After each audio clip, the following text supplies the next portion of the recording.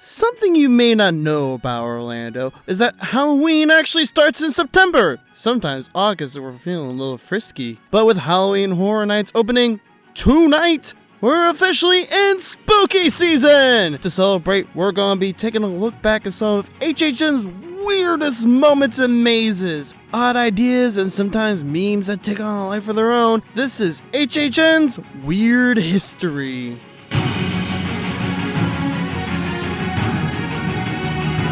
So I admittedly don't really have a bit in mind for the subscribe thing, but you should subscribe. Help this channel grow. Please. That's why. Because please subscribe. Thank you, bye.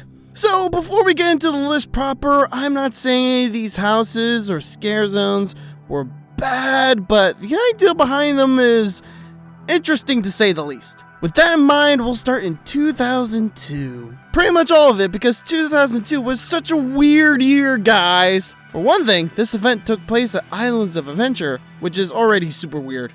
Let's start in my old home, Jurassic Park, with JP Extinction and Project Evolution. Do you want human dino hybrids? Cause we got human dino hybrids. Look at this guy. He looks like he's having a fun time. What the hell is that? This was apparently all orchestrated by one Dr. Burton, who heard about the scrapped idea for human dino hybrids for Jurassic Park 4 and thought, hey, I like that idea, let's do it. They even reused one of the props from the house, this decapitated Triceratops head, in the recent Jurassic World tribute store. I think. It's kind of hard to see. Heading over to Two Lagoon, we have Treats and Foods. And honestly, this one looks like a ton of fun, mostly due to the giant foam pit that filled the area. It doesn't look like it'd be the scariest zone, although having one of these things just rise out of the phone would probably give you a wee spook. It just looks fun, and isn't that the point at the end of the day? The Treats and Foons have actually made several subsequent appearances at HHN, including this year. I wonder if they have a backstory. Hang on. Let's see. They were genetically altered to smile at all times and are neutered. Oh! Well, this is HHN after all. Still in 2002, oh lord, what a silly year, we have Fear Factor. Yes, based on the TV show. And oh no, this is widely regarded as one of the worst houses in HHN history. Each room in the house is dedicated to a different everyday fear, such as snakes, worms, spiders, and rats, and that's about it. Literally, we know about 2 scare actors in this house. One is this guy. What is this admittedly cool character design doing in this crap house? I'm not even sure what room you're in. And then we have Rat Lady, a lady in a glass coffin with a bunch of rats who for a while was actually kind of a sub-icon for the event, first appearing in 1991 and last being seen in 2015. And they put her in this house. What a world. At least her career might be turning around after appearing in the Suicide Squad. We're heading over to Sue's Landing now for Booville. And here we see... hey, where is everyone?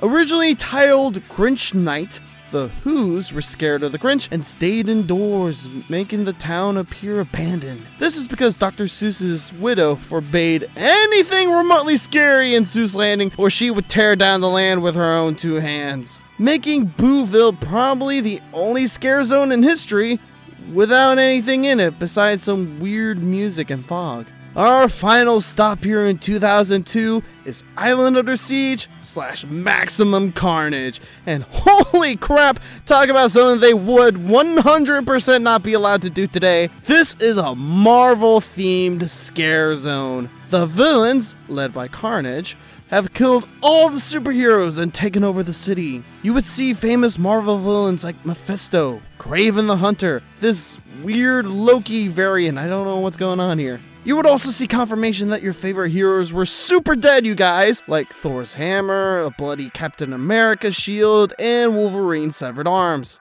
Yeah, Marvel got mad. So mad that 7 years later, they got a new business daddy who would never treat them like that again. So, I really wish I could go through this one. Fast forwarding to HHN 22 now, we have the inspiration behind this list.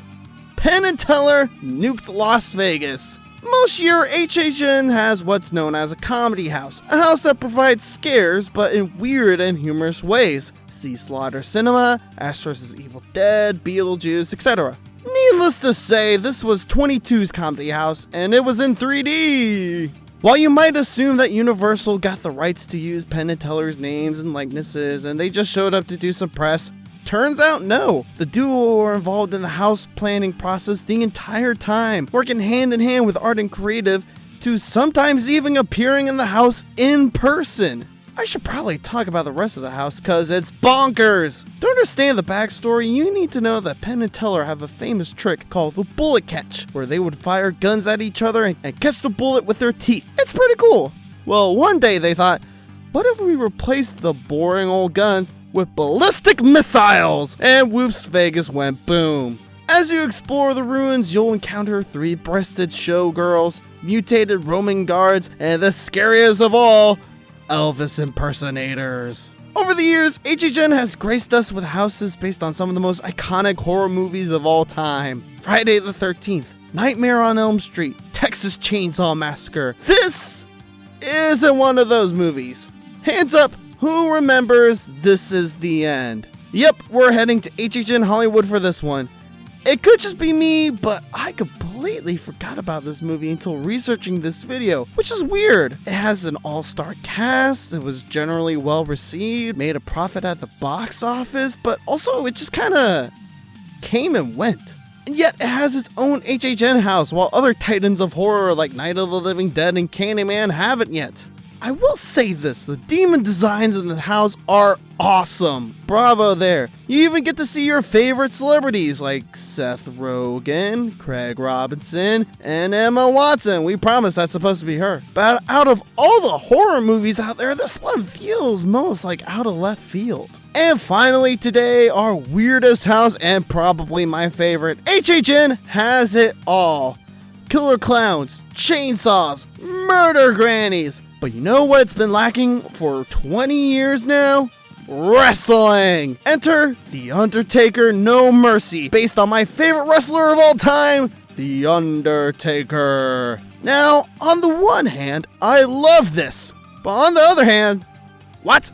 There's not a lot we know about the house because there's only one video from TNN, but the funniest part is that The Undertaker goes through the house completely in character, and there was one part where he's like, "This is the funeral home I grew up in." The scare actor pops out and goes, I remember you.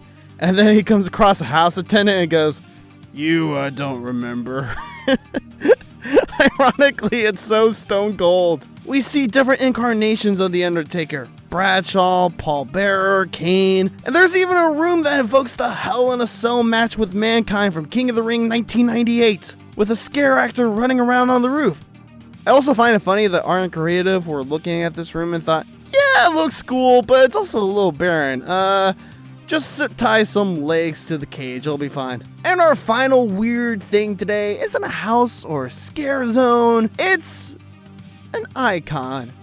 Kinda, not one of them, but you'll see what I mean in a second. So, throughout the years, there's usually been a house called Scary Tales. Essentially just famous fairy tales that have been corrupted and twisted in some way. In this house, there's usually one room based on Goldilocks and the Three Bears. And yes, they do have a giant Papa Bear scare actor. Well, one year, a couple people were going through the house, recording it, and when the Papa Bear jumped out, they all just started chanting, "Bear, bear, bear, bear," and the bear started dancing along with it, and it's become a meme ever since. All you need to do is Google HHN Bear, you'll see that he has his own Twitter account, he has his own page on the wiki, and perhaps most surprisingly of all, in this year's tribute store, the first thing you see when you walk in there isn't a giant statue of Jack the Clown or whatever, it's a statue of HHN Bear. This bear is so beloved. I hope he's somewhere in the event this year so I can see him. I love this stupid event. And those are just a taste of some of the weird things from HHN's past. Have you experienced any of these houses? What were your experiences? Leave them in the comments down below. And while you're down there, don't forget to hit that like, share, and subscribe button to help this channel grow. I'm Chris Orlando, and I'll see you in the fog. I'll be the one drunk with the blinky cup. Take care, y'all. One love. Don't hurt nobody.